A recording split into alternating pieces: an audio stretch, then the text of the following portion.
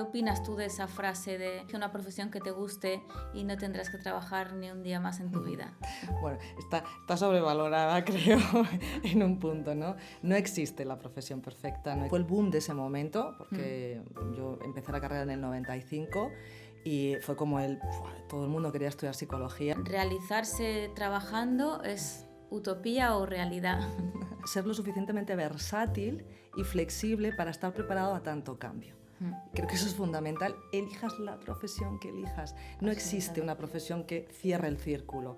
Llevas mucho tiempo en el mismo trabajo, en una empresa, da cada vez más miedo porque pierdes un poco la referencia externa de lo que pasa. Y si la vida profesional hace que elijas parar, no significa que haya una ruptura de ser profesional. Bueno, o sea, no pasa nada. Claro. O sea, no pasa nada. Los tiempos de parón son tiempos productivos también.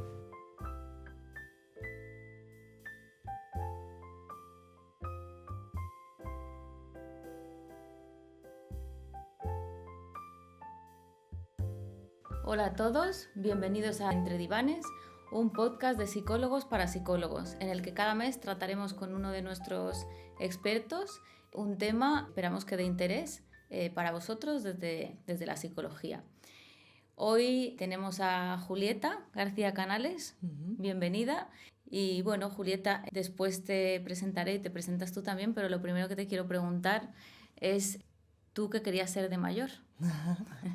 Qué pregunta tan linda, la verdad. Bueno, lo primero, gracias por la oportunidad de compartir este espacio tan interesante y yo creo que muy potente, ¿no? Para dar a conocer algo tan lejano y desconocido que es todo lo que tiene que ver con la psicología, ¿no? ¿Qué quería ser yo?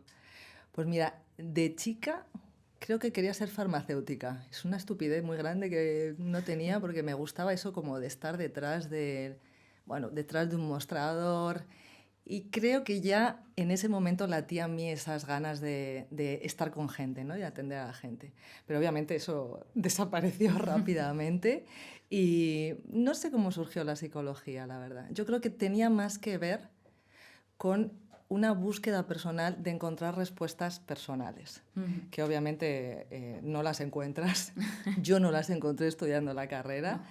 Pero creo que había algo de eso de búsqueda, ¿no? Algo de búsqueda de entender. Por ahí iban los tiros, ¿no? Sí.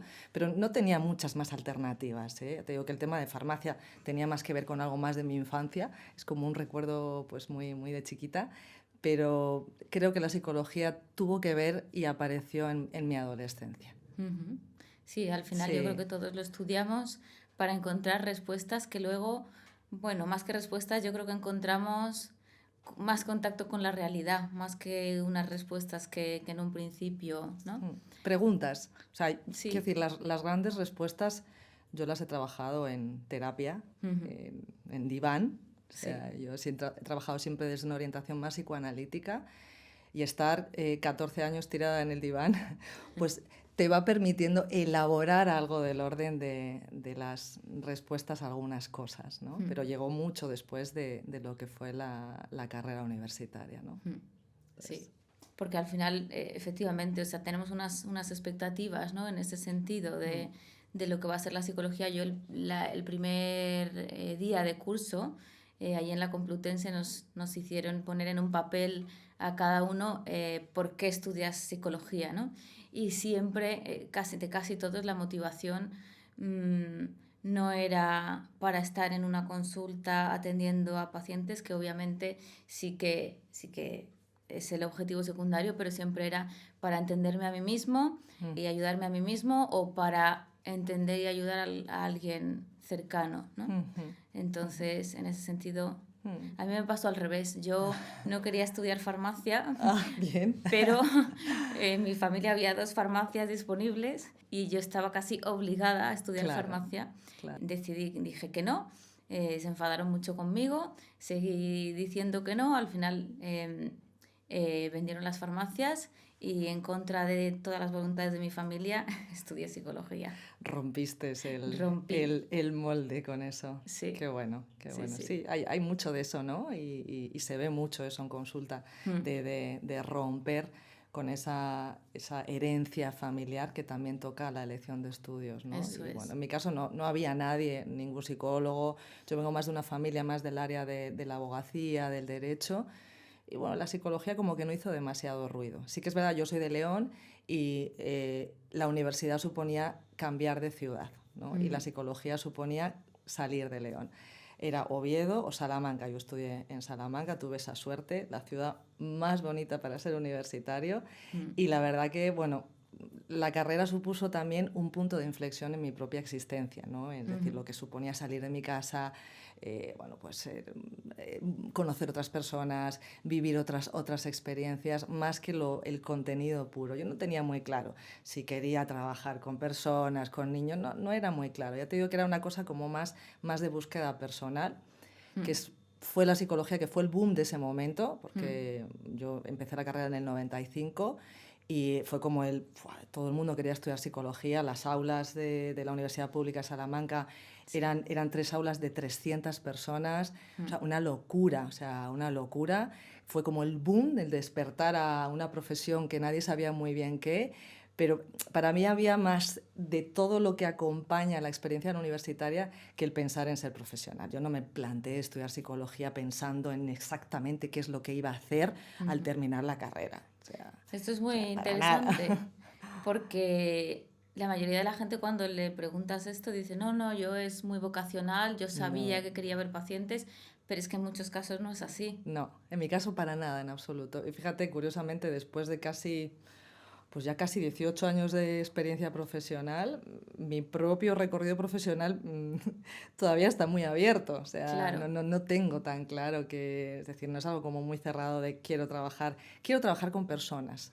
O sea, me gustan los procesos, me gusta la gente, pero no se sabe, no se sabe. De hecho, pues mi trayectoria profesional ha ido pasando por muchos aspectos totalmente diferentes que no me hubiese planteado jamás y de los que he aprendido mucho, ¿no? Entonces yo creo que la apertura a la sorpresa también y el dejarse sorprender desde el punto de vista profesional creo que es la clave para estar bien, ¿no? Y trabajar durante los años que nos quedan, que van a ser muchos, ¿no? Entonces, creo que la sorpresa tiene que estar presente, ¿no? Por lo menos es lo que yo siento y es lo que traigo en mi propia vida, en mi propia trayectoria profesional.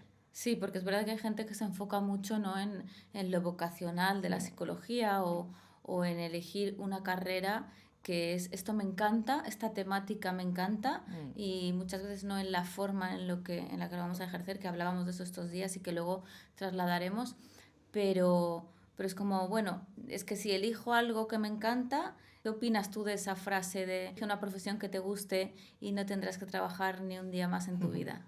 Bueno, está sobrevalorada, creo, en un punto, ¿no? No existe la profesión perfecta, no existe el trabajo perfecto. Creo que lo que hace perfecto que la experiencia laboral genere bienestar es que esté abierta.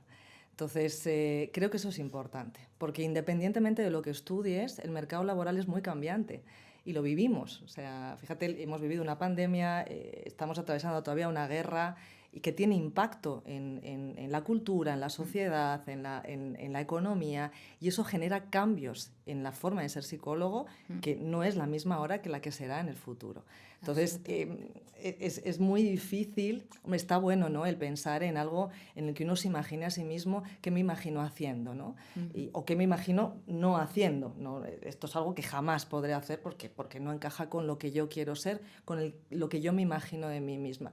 Pero no existe esa perfección. Entonces, yo creo que lo difícil es ser lo suficientemente versátil y flexible para estar preparado a tanto cambio. Creo que eso es fundamental. Elijas la profesión que elijas. No existe una profesión que cierre el círculo, que complete el decir, esto es lo que yo soñaba de niña. Porque tú cambias. Entonces, lo que uno sueña de niña es distinto de lo que soy ahora y de lo que voy a ser como profesional. Entonces, la profesión tiene que ir adaptándose a los cambios y a los míos también. Entonces, si estancamos eso, el sufrimiento es más alto, ¿no? Porque también las expectativas que uno puede tener, pues también condicionan en ese sentido, ¿no? Entonces, bueno, creo que es la flexibilidad creo que si tuviese que dar una clave, creo que tiene que ser esa, la capacidad de adaptación, porque estamos viviendo y todo pasa muy deprisa, ¿no? Nuevas tecnologías, nuevos contenidos, nueva forma de comunicarse, nuevas oportunidades de negocio, profesiones que no existían, que yo he trabajado en contexto universitario, en departamentos comerciales, donde cuando tú le contabas a una familia, pues tu hijo quiere estudiar animación de videojuegos y viene de una familia de ingenieros civiles, pues echaba las manos a la cabeza, ¿no? Y decías, Claro. ostras, ¿pero esto qué es? O sea, ¿cómo va? ¿Cómo funciona esto? Hay nuevas profesiones, ¿no? Entonces, Claro. la flexibilidad, la adaptación al cambio creo que es la clave. Es fundamental. En general, Sí. para todo, ¿no? Todo lo que es rígido se rompe, lo que es flexible es más resistente. Sí. Y también en el tema laboral, lo que tú dices, ¿no? O sea, ha cambiado mucho todo y también nosotros vamos cambiando. Antes de entrar en todo ese tema que tenemos ahí que desgranar un montón de cositas de las que ya estás introduciendo, pues hablar de ti, ¿no? Yo a Julieta la conozco porque colabora con Psicólogos Princesa en orientación vocacional, que es un tema muy específico y muy necesario. Y bueno, pues llevas más años en la profesión que yo. Y bueno, a mí me llama mucho la atención tu perfil, ¿no? Porque efectivamente es muy versátil. Por una parte, ahora nos cuentas tú más en detalle, ¿no? Pero la orientación vocacional, el psicoanálisis, la mediación, que también sé que tienes mucha formación en ese sentido. Luego, de repente, tienes también contacto con el mundo del marketing y la formación en general, ¿no? Entonces, desde luego eres un perfil diferente y nada, me gustaría que te presentes tú y también que si me quieres contar un poco cómo ha sido estos cambios o estas introducciones a nuevas formas, ¿no? de aportar con la psicología, ¿cómo ha sido ese proceso? Pues mira, la verdad que cada vez que me preguntan esto y miro para atrás, descubro con sorpresa que ha sido un proceso muy lindo y de mucha reconciliación también, y de muchas luces y sombras, ¿no? Es decir, yo termino la carrera y me oriento específicamente en el ámbito de intervención psicosocial.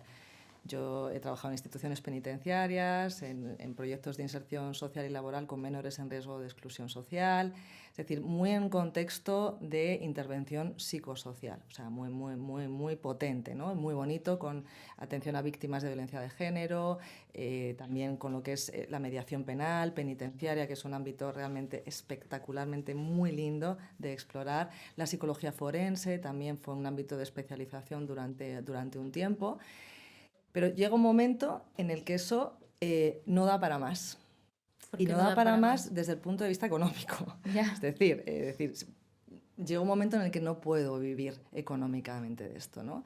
Y ocurre algo en mi vida contingente, que es, bueno, ese corte que termina un ciclo de lo que tiene que ver con la intervención psicosocial, y de algo temporal y contingente que tiene que ver la educación, pues paso a formar parte de un departamento de marketing y admisiones en una universidad privada, ¿no? Lo que iba a ser algo absolutamente temporal, pues curiosamente se ha convertido ahora mismo, bueno, pues en el ámbito actual de especialización, ¿no? Es decir, yo recuerdo lo que lloré el día que me llamaron de Recursos Humanos para decirme: enhorabuena, empiezas a trabajar en el departamento de admisiones, comunicación, marketing, ventas de esta universidad. Lloré, no te puedo explicar lo que lloré. Ya. Porque fue como una sensación de decir, no, yo no quiero hacer esto. O sea, yo soy psicóloga, yo estudié psicología. Fue una sensación como de duelo. O sea, tuve que elaborar ese duelo de pérdida total, de fracaso absoluto, de cómo he podido caer tan bajo, de trabajar como en un departamento de marketing, de comunicación, de ventas. O sea, fue súper duro, súper duro. Pero pensé que era algo transicional. Bueno, estaba convencida de que me iban a echar a los 15 primeros días, no iba a pasar el periodo de prueba. Estaba tan convencida de ello que me relajé. Y la verdad que fue una experiencia muy linda, o sea, muy linda, de encuentro con buenos profesionales, de encuentro con muchas personas de las que he aprendido muchísimo, y lo que me mantuvo ahí siempre fue el contacto con el cliente en el sector más de ventas, o la persona después de todo, ¿no? Y eso me permitió conectar con lo que hay detrás de elaboración en la decisión de la elección de estudios, ¿no? Es decir, el hablar con familias, el hablar con alumnos y engancha. Claro. Engancha. Conectar. Engancha, sí. Hubo algo ahí, un periodo como de reconciliación entre esta idea que uno tiene del ser psicólogo, que es clínico, yo no me tengo que salir del carril, yo he estudiado psicología, he hecho un máster en legal y forense, el experto en mediación, y es como, ¿cómo me voy a ir, ¿no?, a un palo que no tiene absolutamente nada que ver? Y eso llevó un tiempo de elaboración propia, de, bueno, pues de ir entretejiendo que hay lugares comunes. Claro. Y esos lugares comunes me permitieron poquito a poco ir elaborando un nuevo perfil profesional, es decir, una reinvención de alguna manera, ¿no?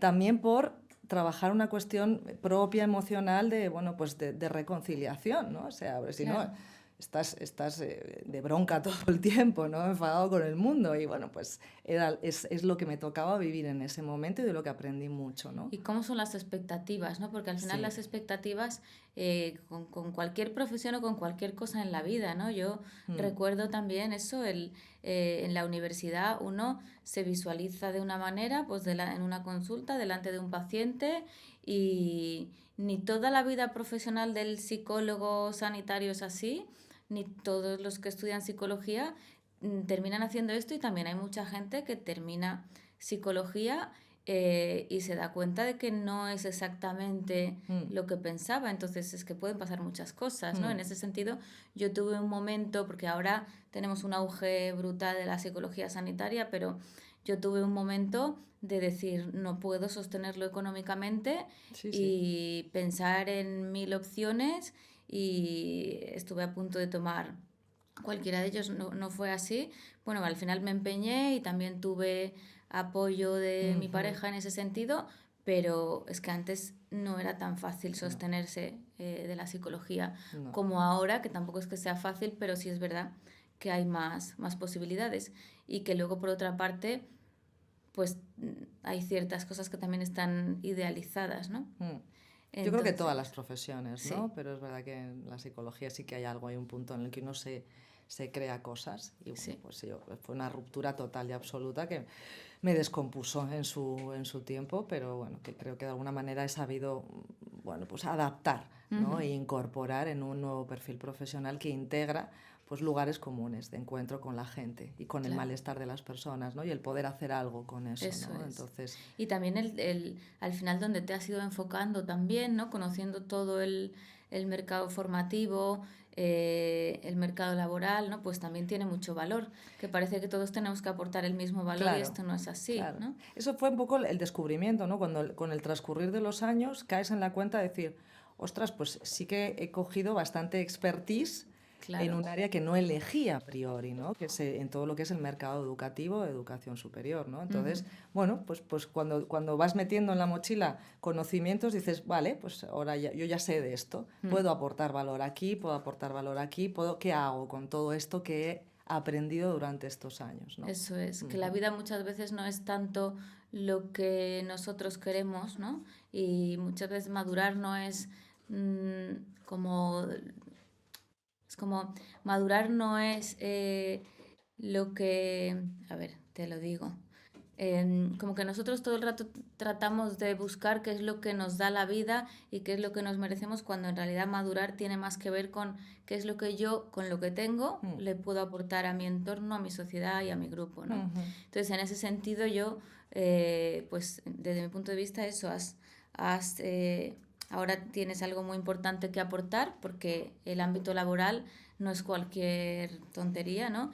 Y nos ocupa la mayor parte del tiempo. Y bueno, pues aprovechar para preguntarte, ¿no?, sobre todo esto. Primero de todo, lo que has empezado a decir antes, ¿no?, que a día de hoy, y probablemente desde el COVID, ¿no?, hablábamos el otro día, porque la sociedad cambia, y ahora de una manera como más exponencial, el preguntarte cómo ha cambiado el mercado laboral en los últimos años, tanto en el fondo como en la forma. Hombre, hay cambios permanentes, ¿no? Es verdad que hay acontecimientos pues, muy potentes como ha sido la pandemia que cambió el chip de la forma de trabajo, de nuevas oportunidades, de nuevos áreas, de nuevos perfiles profesionales, de nuevas formas de liderazgo, de nuevas formas también de entender el bienestar y de poner, de darle el valor al trabajo que quizá era diferente de antes de la pandemia, yo creo, ¿no? ¿Cuáles son las diferencias que tú Pues encuentras? obviamente la forma de trabajo ha cambiado y obviamente el teletrabajo, pues que si no hubiese sido por la pandemia, ya creo que en este país no hubiese cuajado, pues ha venido para quedarse de alguna manera, ¿vale? Sí que es verdad que la mayor parte de la población prefiere la modalidad híbrida, es decir, el 100% de teletrabajo no es algo que se haya instalado en nuestra cultura, la presencialidad 100% tampoco, creo que el modelo híbrido también, pero trae dificultades, ¿no? ¿Por qué? Pues porque los espacios donde se trabaja, la dificultad para desconectar también cuando uno está teletrabajando, que yo también la he vivido. Entonces, eso hace un poco que la apuesta sea más hacia un modelo híbrido, ¿no? Pero aparte de eso, han salido también y se han descubierto nuevas oportunidades, nuevos perfiles profesionales, nuevas creatividades que la propia situación ha hecho bueno, pues el desarrollar esos nuevos perfiles que se reflejan también en la oferta educativa que hay, que cambia todos los años, ¿no? ¿Qué más cosas veo que han cambiado? Como te decía, el valor que le das al trabajo, ¿no? Yo creo que si tú preguntas a las empresas por qué se cambia, ¿no? Uno de trabajo, hay un aspecto importante que es el salario emocional, que tiene que ver con el bienestar también, ¿no? Y el bienestar tiene que ver con la conciliación, tiene que ver con pues, mis horas de trabajo, tiene que ver con mi independencia y autonomía a la hora de gestionar mis funciones, tiene que ver un poco con todo eso, y ahí sí ha habido un cambio muy lindo, nuevo, que hay que seguir explorando, pero creo que va un poco por ahí, ¿no? Y el poner también en valor dentro de lo que es el trabajo, es decir, el trabajo es trabajo, que creo que para mí es la clave, es decir, el darle el valor que tiene el trabajo y que no agote lo que somos. Y yo creo que la pandemia trajo eso también, ¿no? Esa necesidad esa apuesta por la vida, ¿no? Cuando era tan frágil, digamos que el trabajo ha cobrado un lugar diferente, que todavía yo creo que estamos explorando, ¿no? Estamos colocándolo aún. Sí, sí, yo creo que sí. No, porque como todo, ¿no? El ser humano también, desde la pandemia hemos cambiado la mirada en muchos aspectos, Mm, que hay gente que decía que no, pero vamos, tú lo ves, yo lo veo, sí. lo vemos 100%. Y el cuidarnos a nosotros mismos, el tener tiempo Mm, para nosotros, el poner cada cosa en su lugar, el conectarnos, mm, ¿no? mm, Con nuestras propias necesidades. Entonces, efectivamente, el trabajo es trabajo mm, y esto hay que asumirlo. Tampoco podemos ir idealistas en ese sentido, o mm, sí, no lo sé, ahora te mm, lanzaré la pregunta. Pero sí es verdad que el hecho de alguna manera, yo veo un poco que a veces es como el que tenemos más flexibilidad con sus ventajas y sus inconvenientes, entonces el trabajo está más integrado como en nuestro día a día, pero también nos da libertad. Por ejemplo, el teletrabajo, claro, a lo mejor te pasas más tiempo trabajando, pero mientras tanto tú puedes medianamente conciliar, ¿no? mm, Y lo que pasa es que, bueno, todavía hay mucho miedo en ese sentido.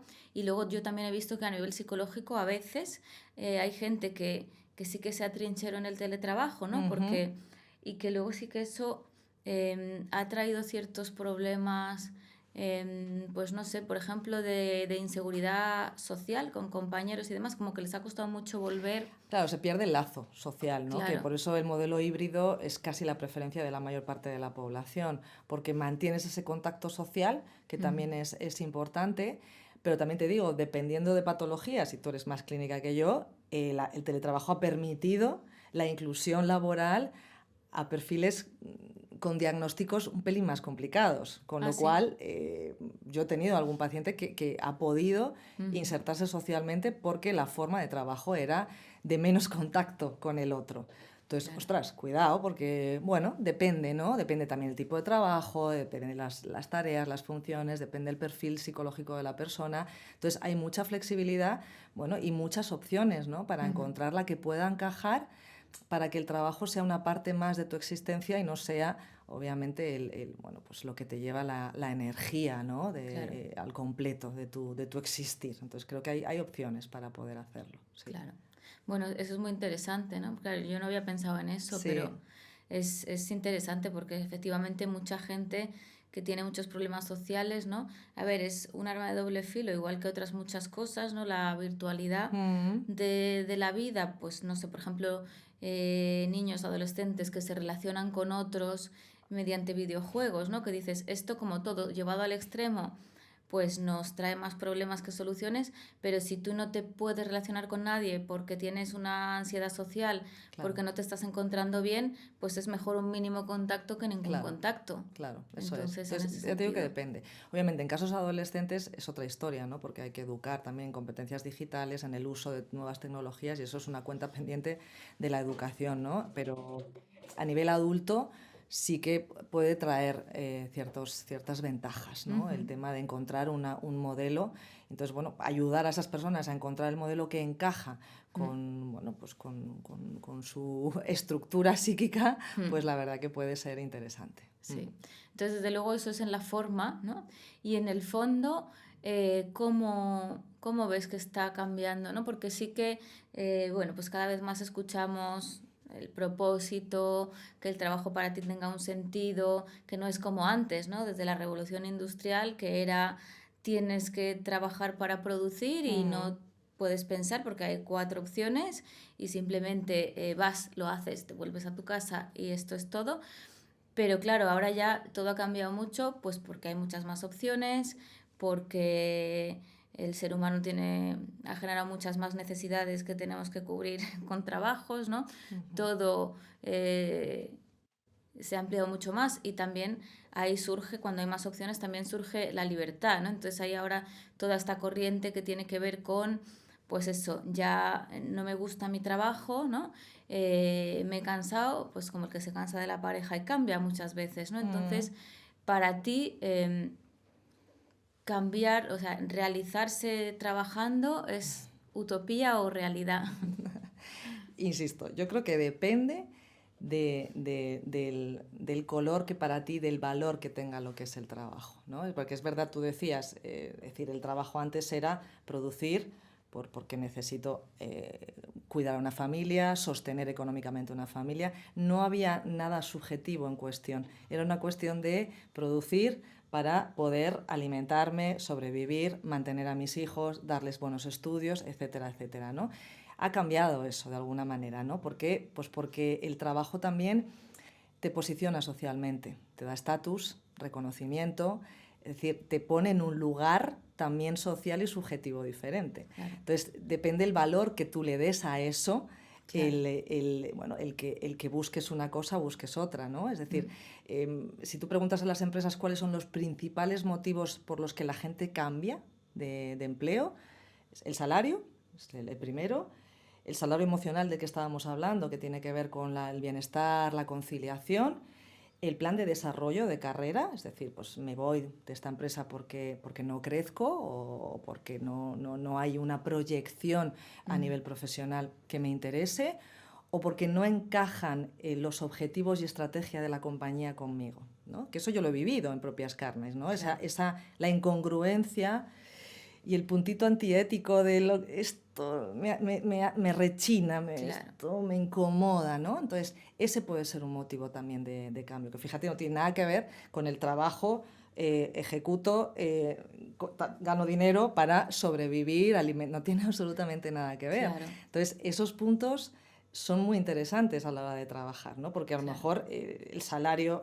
lo que para mí es un buen salario, para ti es otro, lo que para mí es bienestar emocional y ese salario emocional es diferente para ti, porque claro. tú tienes unas cargas, yo no tengo otras. Es decir, eso cambia mucho, ¿no? Mm, Entonces, bueno, eso es lo que hace que tenga un matiz tan diferente y tenga, no sé si es utopía o no, ya te digo, depende del valor que tú le des, ¿no? eso Al tema es. del trabajo. Si lo integras como el espejo en el que te proyectas para el otro, Ujú, decir, soy esto y quiero que se vea que soy esto, Claro. pues es el valor y es el lugar donde tú has puesto el trabajo. Si lo incorporas de otra manera, pues ahí podrás, ¿no?, encontrar ese equilibrio, pues para disfrutar sabiendo que no existe el trabajo perfecto, Claro.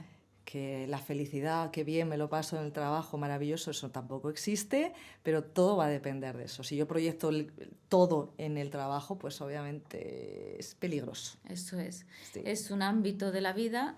Es verdad que podemos caer en eso porque la sociedad reconoce mucho, no solo, es que no es tanto el esfuerzo, ¿no? Es el logro, para lo que tú vales, El parece a éxito. veces el éxito y para lo que tú vales, para lo que tú sirves, ¿no? Entonces, una cosa es servir de dar un servicio y otra cosa es servir de uno autoexplotarse, ¿no? Y hacer cosas que no tienen que ver con uno. Entonces yo creo que muchas veces también antes eso no nos lo planteábamos, ¿no? O nuestras generaciones anteriores no se lo planteaban y ahora sí que va surgiendo esa necesidad cada vez más cuando tenemos otras cubiertas de autorrealización, que no solamente no es una cuestión solo de estar pleno todos los días, sino de que efectivamente de que lo que tú haces, donde tú lo haces y como tú lo haces tengan que ver contigo y en ese momento de la vida. Sí, ¿no? totalmente. Entonces, hay un empuje al éxito también, ¿no? Sí. Y si tú preguntas en las empresas esto que está tan de moda, las soft skills, estas competencias blandas que son tan valoradas en el entorno laboral, pues fíjate, una de ellas, trabajo en equipo, que es la clásica por excelencia, la capacidad de resolver problemas, ojo con la exigencia, la capacidad de tolerar la presión, ojo con esa también que es potente, y una actitud positiva. Fíjate que son todo cuestiones subjetivas que o está muy trabajado a nivel inconsciente el sujeto o agárrate que hay curva, porque hay que estar entero, ¿vale? Para poder desarrollar eso que es tan valorado y ese empuje al éxito. Yo que he trabajado mucho en sector privado, en educación superior, las campañas van orientadas al la mejor versión de ti mismo, tu mejor yo, éxito, éxito, éxito, éxito, que si te das cuenta va asociado también a determinadas salidas profesionales, a determinadas áreas, ¿vale? Con lo cual, ostras, ser libre a la hora de elegir requiere de un trabajo subjetivo importante. Y que además que está vivo, es decir, que no es con 23, con 24, con 18 que elijo carrera, sino que esto está vivo a lo largo de todo tu desarrollo profesional. Sí, porque al final es eso, que el ser libre teniendo en cuenta los cánones, ¿no?, que te marca la sociedad, tu familia, ¿no? Las expectativas, ¿no? O sea, una cosa que hablábamos el otro día es que tú ayudas a chavales, ¿no?, que tienen que elegir su carrera porque están en bachillerato, pero que al final en la consulta, porque también tienes esa parte con nosotros de orientación vocacional, está esa parte, ¿no?, donde muchas veces estamos, o la mayoría de las veces, condicionados, porque con 18 años no lo sabes, en realidad es muy difícil que lo sepas, pero que luego la mayor parte de personas que tú ves y que acuden a la consulta tiene que ver con pues con un cambio profesional, ¿no? Con yo me dedico a esto, pero ahora ya esto no me llena, no me satisface y no sé si quiero seguir, ¿no? Y llegan, pues eso, con un nivel de angustia que parece que el trabajo, ¿no? Hablamos mucho de relaciones, hablamos mucho de imagen, de autoestima, pero el ámbito laboral es un ámbito que si no lo gestionamos bien sufrimos mucho, ¿no? Muy estresante. Porque hay muchos factores, ¿no? Entonces, bueno, desde mi punto de vista hay un montón de factores, tanto la carga de trabajo como las expectativas, como un poco la orientación al resultado, ¿no? Porque al final tú trabajas en una empresa, lo que quieres es que la persona rinda y no es tanto el proceso, que es lo que nosotros también siempre defendemos, disfrutar el proceso, pero si luego la vida lo que te exige es eso, y luego también toda la parte relacional, porque al final tú estás en un lugar en el que ya no es solo todo eso, sino que tienes que generar o trabajar no solo unas habilidades organizativas, de gestión, de habilidad técnica y lo que sea, sino también unas habilidades sociales. Entonces, cuando viene una persona a la consulta, ¿no? Y te cuenta sobre todo, ¿no? Esta segunda parte de estoy en crisis profesional, que yo creo que es una cosa que está Sí, bastante de moda. sí. ¿Cómo trabajas con esa persona? ¿Qué le planteas? A ver, yo siempre tengo como referente los 3 ingredientes claves, ¿no?, de la orientación vocacional, de los cuales el primero es el autoconocimiento, ¿no? Y eso tiene que ver con esa mirada hacia adentro. Como comentábamos el otro día, muchas veces detrás de esa demanda del necesito que me ayudes a cambiar de trabajo, hay una demanda de ayúdame a gestionar el malestar, que las personas no somos capaces a veces de hacer explícito, por un montón de motivos. Porque no quiero hablar de que estoy mal o que me encuentro mal, ¿no? Entonces, creo que ese es un punto muy importante, porque si no, el construir un proceso de cambio es construirlo un poco en falso. ¿Por qué? Pues porque generalmente, ya te digo, cuando yo arranqué con esto de la orientación vocacional, también pensé que la mayor parte de las personas con las que iba a trabajar iban a ser adolescentes de bachillerato, de cuarto de la ESO, y me equivoqué. Es decir, hay más personas que han iniciado estudios y que se han dado cuenta de él, no, esto no es lo que yo quería, por eso, porque soy hijo o hija de farmacéutico, de ingeniero, de abogado, de médico. De esos hay muchos, ¿no? Sí. Mi padre es médico, yo soy médico, o mi hermano murió de cáncer, yo estudio medicina. Y después de 2 años te llegan diciendo, ¿qué estoy haciendo? O sea, pero con crisis realmente y con un nivel de sufrimiento, casi. Y con un nivel de sufrimiento muy alto. Entonces, en ese momento, dependiendo, se trata un poco de hacer balance de qué nivel de sufrimiento estamos, ¿no? Para poder iniciar un proceso de búsqueda activa de algo diferente, pero hay que trabajar previamente con eso, ¿no? E identificar, y que la persona caiga en la cuenta de identificar, ¿estamos ante una cuestión, una demanda de orientación vocacional o estamos ante una demanda de otra cosa? Claro. Entonces, bueno, está bueno también. Si estamos ante una demanda de otra cosa, fenomenal. Trabajemos esa otra cosa y ya llegará la orientación vocacional. Es asegurarse un poquito también de que, bueno, hay una seguridad, ¿no? Que la persona está cuidada, que si está trabajando, pues que garantice que puede seguir sustentándose económicamente con ese trabajo, valorar también un poco el nivel de malestar dentro del trabajo, ¿no? Para también poder decir, pues hay que romper con esto o no hay que romper con esto, y podemos transicionar mientras tú mantienes el trabajo actual, mientras exploramos otras cosas, ¿no? Claro, porque pasan 2 cosas, ¿no? Una es que muchas veces lo que hacemos es desplazar, ¿no? Probablemente por X circunstancias hemos llegado a una situación en la que nuestro sistema nervioso está aquí, está alterado, ¿no? Y es verdad que las causas son muchas y probablemente una sea el trabajo o el ámbito concreto que uno quiere resolver, pero muchas veces hacemos ese desplazamiento, ¿no? Hacia yo me encuentro mal, ¿cómo me lo quito? Pues cambio de pareja, cambio de trabajo, exacto, ¿no? Exacto. Y el tema es cómo trabajamos ese malestar, pero también lo que te preguntaría, porque esto es una cuestión muy larga, es en el ámbito laboral, ¿no? ¿Cuáles son las mayores fuentes de malestar? O sea, ¿por qué la gente llega a sentirse así de mal? Carga de trabajo, obviamente. Cuestiones también de relación, de trabajo con las personas, que tú piensas que no se elige a las personas con las que trabaja y no se elige al jefe que tienes. O sea, yo he estado en una multinacional donde me ha cambiado el jefe permanentemente, con lo cual, bueno, pues hay jefes con los que hay más transferencia y jefes con los que hay menos. Y al final es relacionarte con una figura de autoridad. Hay que saber, porque no es un subordinado, es alguien que está por encima, ¿no? Con lo cual, pues eso, si se acumula en el tiempo, y también depende del tipo de trabajo, va generando un nivel de ansiedad que va subiendo, del que la persona a veces ni es consciente. ¿Cuándo cae en la cuenta? Cuando enferma, una baja laboral porque me dio un petardazo, no sé qué pasó, ¿vale? Y me encuentro fatal, o estoy de mal humor permanentemente, o tengo una tristeza que es que no puedo, o sea, que me levanto por la mañana y pensar que voy a trabajar es que me muero. Claro. Entonces tiene un poco que ver principalmente con la carga laboral y con la relación con otros, ¿no? Claro, porque ahí hay mucho. Es decir, está claro que la carga laboral, cuando el entorno nos requiere muchos más recursos de lo que nosotros podemos dar, no por nada, sino porque la energía es limitada y el ser humano también, lo queramos o no, entonces o ponemos límites o petamos, ¿no?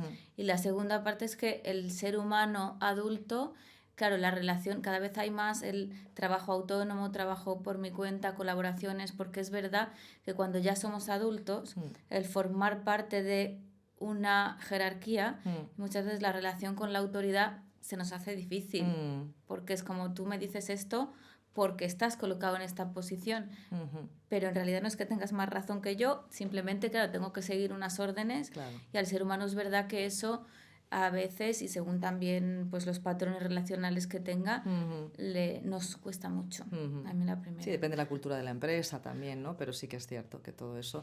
Y luego el miedo también al cambio, también genera mucho malestar. Porque cuando tú llevas mucho tiempo pues en el mismo trabajo, en una empresa, da cada vez más miedo porque pierdes un poco la referencia externa de lo que pasa afuera, ¿no? Que eso es también algo que se trabaja en orientación vocacional después del mirar para adentro, ese mirar para afuera, que cuando uno tiene visión de túnel porque llevas 15 años en la misma empresa, no sabes lo que está pasando fuera y te aterra. Sabes que estás mal, pero no sabes qué hacer para dejar de estar mal. Claro. Entonces lo que se te ocurre es, estoy mal en el trabajo, y lo que tú hablas es el desplazamiento. Quiero cambiar de trabajo. Vale, vamos por partes y vamos a gestionar un poquito antes todo lo emocional para poder preparar el sujeto para trabajar otra alternativa. Claro.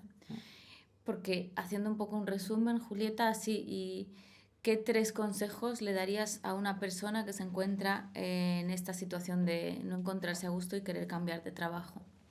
Hombre, que busque ayuda, que eso es interesante siempre. ¿Por qué? Pues porque se trata también de abrir un espacio donde alguien te pueda ayudar para mirar hacia adentro, para ver cómo estás, qué es lo que está pasando, si tiene tanta relación con el trabajo o tiene que ver con otras cosas, y también poder elaborar algo del momento en el que estás, ¿no? Y también sacar aspectos positivos de la experiencia laboral. Llevo 10 años en esta empresa, vale, quiero cambiar, voy a tomarme el tiempo, voy a elaborar mi salida, que muchas veces también es el romper con el lo dejo, me voy y a la mierda, ¿no? Entonces se trata un poco también de intentar hacer algo más, transicionar para poder elaborar también la salida desde el punto de vista psicológico. Es decir, mirar hacia adentro, eso es lo más importante, pidiendo ayuda, y luego buscar ayuda para reconstruir tu perfil profesional, que seguramente ha cambiado,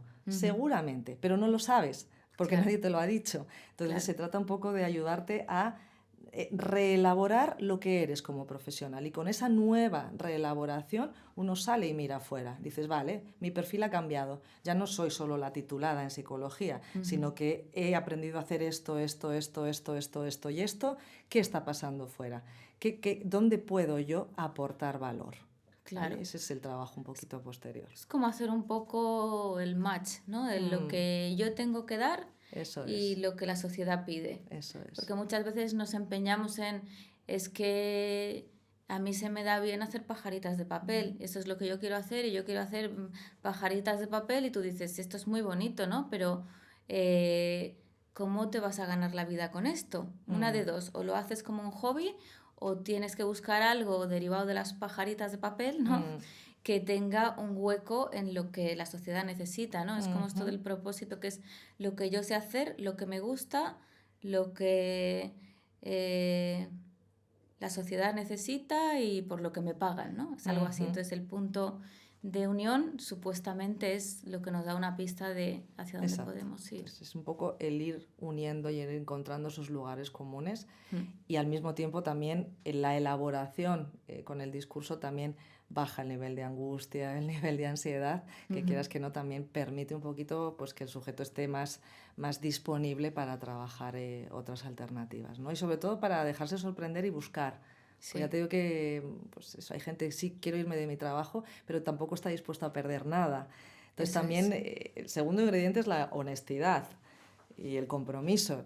Fenomenal. ¿Quieres cambiar? ¿Cuánto estás dispuesto a perder? Porque el cambio significa siempre pérdida, siempre. Claro. ¿Cuánto estás dispuesto a perder? Nada, pues hagamos otra cosa, porque este no es el espacio. Entonces, ese es el segundo ingrediente. Y cuando eso está bien trabajado, es miramos fuera. Ya pintamos juntos un plan de acción, donde reconstruimos tu job description, tu perfil, las oportunidades de empleo que hay asociadas, y si no, cuál es la formación que a lo mejor tienes que reciclar para poder acceder a algo que encaje un poquito mejor y que te saque de la situación laboral que estás viviendo. Porque también pasa muchas veces, ¿no?, que cuando uno ya lleva mucho tiempo haciendo un trabajo, hasta el trabajo que más te puede gustar, incluida la psicología, ¿no?, pues llega un momento en que el trabajo técnico ya llevas tanto tiempo que hasta pierde un poco esa magia, ¿no? Y pierdes frescura. Y uno pierdes tiene frescura. vicios, incluso trabajando con personas como trabajamos nosotras, se vician muchas Sí. cosas, ¿no? Y Sí. uno pierde la frescura, entonces Uno ya claro, pasa el proceso sí, de enamoramiento sí, y entonces pasa a otra fase, al amor exacto, maduro, ¿no? exacto, ¿Y ahora exacto. qué hacemos con esto? ¿Qué hacemos? O sea, es decir, yo no quiero cambiar de profesión, pero sí quiero no llegar a quemarme, ¿no? ¿Cómo hacemos en este caso, ¿no? Es decir, yo muchas veces lo que sí que he visto es que, claro, cuando tú ya llevas mucho tiempo haciendo un trabajo técnico, a lo mejor no necesitas cambiar de área, necesitas incorporar nuevas funciones, ¿no?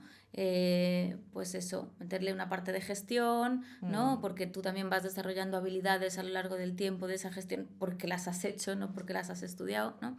Lo formativo, ¿no? Quizá abrirse un poco ya no solo a lo que me estoy dedicando, sino desde dónde me estoy dedicando a esto, ¿no? Por ejemplo, esto es una cosa que yo le he dado muchas vueltas y sí que me ayuda, y veo que los profesionales llega a un punto en el que tienen que hacer un poco ese viraje, ¿no? Que a lo mejor no dejas esa parte técnica, pero abres más campos. Hombre, ahí el contacto también interprofesional también te da esa frescura, ¿no? Pues porque es verdad que aunque sean cosas muy técnicas, el cómo se ejecutan tiene matices diferentes, ¿no? Entonces el encuentro con otros profesionales, a lo mejor de otro sector, que han estudiado lo mismo que tú y han hecho cosas semejantes, también te da frescura, ¿no? Y te genera curiosidad, ¿no? Yo creo que la curiosidad tiene que estar súper presente a lo largo de la vida profesional de cualquier persona en cualquier sector. 100%. Entonces, Si si no no es está cuando te abierto, aburres. exacto, si no estás abierto pues eso, al dejarte sorprender a aprender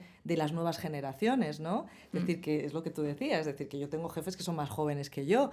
Dices tú, ostras, pues aire fresco, sangre nueva, y a lo mejor son planteamientos y formas de estar en el mundo que son diferentes, y al ser diferentes también genera una forma de ejercer tu profesión con matices. No son grandes cambios, pero son matices que hacen que estés vivo, ¿no? Que no ejecutes como una máquina del que te canses, ¿no? Sino que esté vivo. Yo creo que eso sí que es importante. Sí, al final siempre pensamos, cuando estamos en crisis, pensamos en grandes cambios, cuando lo que realmente más ayuda son los pequeños cambios, Sí. paradójicamente. Sí, y además en tiempos de desolación no hay que hacer grandes cambios. Eso es. Es el mejor consejo que puedo dar.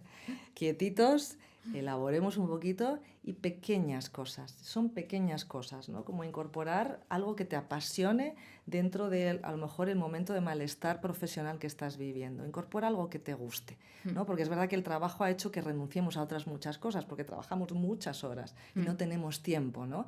Entonces, cuando dices, vale, voy a poner el trabajo en un lugar diferente, empiezan a aparecer huequitos nuevos, donde aparecen cosas que te ilusionan.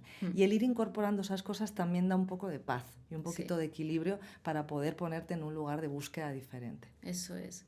Y yo te lo decía también, Julieta, porque efectivamente lo he visto en muchos ámbitos y en muchas profesiones, pero desde luego en el ámbito de la psicología también pasa, ¿no? Es decir, yo llevo 15 años diariamente delante de personas, ¿no? Y al final, vamos, yo estudié la carrera de una forma más vocacional imposible. Como te digo, tuve que dar el disgusto a mi familia de que vendieran las 2 farmacias y bueno, y entonces lo tenía clarísimo. Y entonces de repente llega un momento en la carrera que dices, me encanta, pero ya le veo el techo, le veo las limitaciones. Al final hacer algo tantas veces, tanto tiempo, lleva un desgaste. Yo no quiero renunciar, ¿no? Y yo esto lo he hablado con muchos compañeros. Entonces, desde el primer momento en el que uno empieza y sin habituarse tiene que ver muchos pacientes porque tenemos que tener un salario digno, hasta los momentos en los que uno no está bien personalmente, que tienes que continuar, hasta esos momentos de un poco de burnout, de pues cómo gestiono yo ahora y no quiero cambiar porque yo no quiero nunca renunciar a mi profesión. Hay psicólogos que probablemente sí lo han hecho, no conozco, pero lo sabrá. Pero claro, entonces, es decir, que dentro de la profesión de la psicología abrimos ese melón, ¿no? Que nosotros también tenemos esas crisis y Por los supuesto. psicólogos, ¿no? Obviamente, yo creo que ahí la clave está en el trabajo personal, ¿no? De los propios profesionales de la psicología, es decir, en la elaboración, que no se nos olvide, ¿no? Porque es verdad que trabajamos para ayudar a otros a elaborar, pero no tiene que estar revisado, trabajado, elaborado, porque los fantasmas van y vienen. Entonces, yo creo que ese punto es fundamental. Y si la vida profesional hace que elijas parar, no significa que haya una ruptura de ser profesional. Bueno, o sea, no pasa nada. Claro. O sea, no pasa nada. Los tiempos de parón son tiempos productivos también. Y los tiempos de sabáticos, efectivamente, es decir, la tierra hace falta que descanse, fenomenal. Lo que pasa es que en este país está como mal visto, ¿no? Esto del cómo voy a dejar un año sabático antes de elegir qué es lo que voy a hacer. No pasa nada, o sea, no pasa nada, o sea, no se cometen errores en este sentido. Entonces, bueno, hay que ser auténtico, honesto en ese sentido y ser conscientes de que trabajamos con personas. Entonces, tenemos que estar pues trabajaditos nosotros. Eso es importante. Exacto. Y muchas veces el saber decir que no, ¿no? Sí. Porque claro, cuando ya llevas un tiempo, lo que suele pasar es que la gente te llama por suerte, ¿no? Y entonces a mí me da pena decir que no, a mí me da responsabilidad, ¿no? El decir, no te puedo atender. Tampoco sabes cómo explicarlo, ¿no? Dices, no, es que ahora estoy reduciendo y entonces a mí no me coges, ¿no? Claro. Entonces, pero sí que cuesta mucho, pero sí que hay que ser capaz porque yo desde luego no quiero desvirtuar la profesión y creo que cuando uno se quema de algo, si sigue por inercia, lo desvirtúa y en ese sentido es importante lo que tú dices, ser honesto con uno. Es verdad que está la realidad de que uno tiene que seguir ingresando, pero también, bueno, pues hay muchas maneras y el tema de los años sabáticos es una cosa, fíjate que ya no solo en la psicología, sino que hay mucha gente que lo hace, como tú dices, mucho más fuera de España y a veces se ve como ¿no? Como me quiero desentender de todo, pero realmente es un periodo de reflexión. Sí, totalmente, de trabajo personal. Eso es. Y vamos a trabajar muchos años, con lo cual, calma, no vamos a morir en el intento. Hay que, bueno, pues si el cuerpo me pide que hay que parar, pues habrá que parar. Yo creo que hay que ser cuidadosos con eso. Cuando te dedicas al trabajo con personas, hay que ser cuidadoso.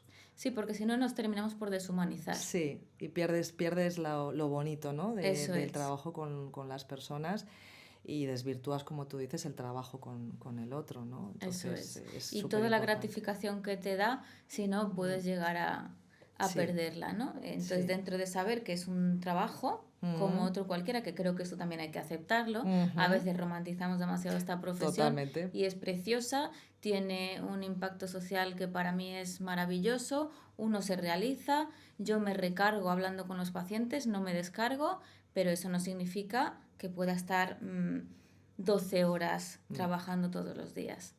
Entonces, bueno, pues yo creo que sí, efectivamente nos tenemos que cuidar y tenemos que poner el trabajo en su lugar, darle el sitio que tiene y ser realistas. Sí, eso es.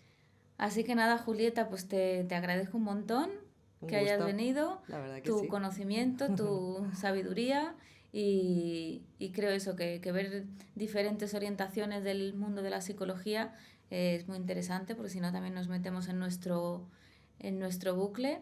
Y nada, he estado muy cómoda, muy a gusto. Yo también. Había hablado contigo, pero fíjate que no tan en profundidad. No. Bueno, ha sido una oportunidad muy linda. Esta ha sido la ocasión. Fenomenal, muchísimas gracias. A ti, mira, y para terminar, pues te he traído un regalito. Qué bueno. Bueno, imagino que lo conoces a Eckhart Tolle, que es el autor del Poder de la Hora.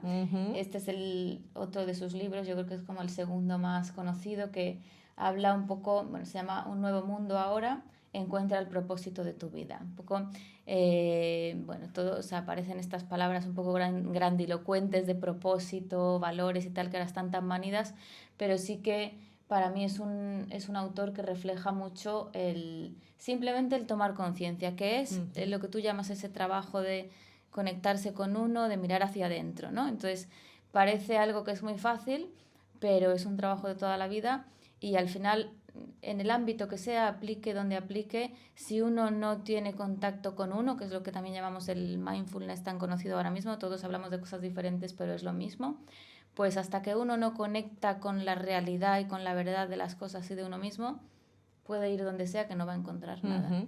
Fenomenal. Así que es mío el libro, o sea, que muchísimas está usado, gracias. pero también por Mejor, eso. libro usado siempre tiene más magia. Así que muchísimas gracias. Nada, a ti, Julieta. Y a todos vosotros muchas gracias por acompañarnos en otro capítulo. Si os ha gustado, os pedimos que lo compartáis, que le deis a suscribiros. Para nosotros es muy importante y nos ayuda a seguir avanzando. Nos vemos en el siguiente capítulo.